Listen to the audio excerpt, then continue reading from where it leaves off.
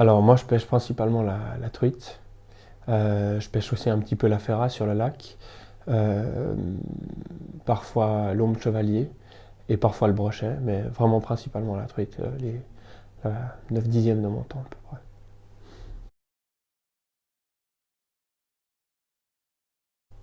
En général, les gens, ils voient la pêche un peu différemment de comment on la pratique. C'est-à-dire en général, quand j'explique que je fais de la pêche, les gens ils rigolent et ils me disent que j'aime bien boire des canons au bord de l'eau en restant assis ou couché, quoi.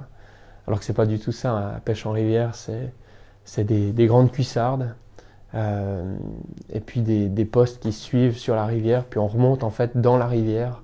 Donc c'est assez sportif, c'est une passion, un loisir. On va peut-être pas dire un sport, mais c'est, il faut quand même se bouger. Et puis en général, les gens ils pensent pas à ça, quoi. Ils ont pas cette vision-là. La nature, j'adore ça, quoi. Donc moi, je pêche pas seulement. J'essaie de protéger aussi un petit peu les rivières et les poissons. Donc, je suis au sein du comité de la Fédération des sociétés de pêche genevoises. Et je fais partie de différentes associations de pêche où là, on retrouve aussi tous les copains pour se mettre ensemble et puis pour essayer de faire un peu, enfin, pour protéger nos centres d'intérêt, quoi, c'est-à-dire les poissons et puis la pêche.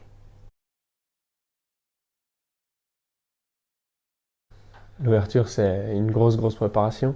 Bah, c'est le début de la saison, quoi. Donc, il faut adapter ta technique de pêche. Si tu veux commencer quelque chose de nouveau, c'est le moment idéal. Donc, par exemple, cette année, ben, j'ai racheté une canne, j'ai racheté de quoi pêcher un petit peu autrement. On va dire ça comme ça. Et puis après, bah, faut se préparer.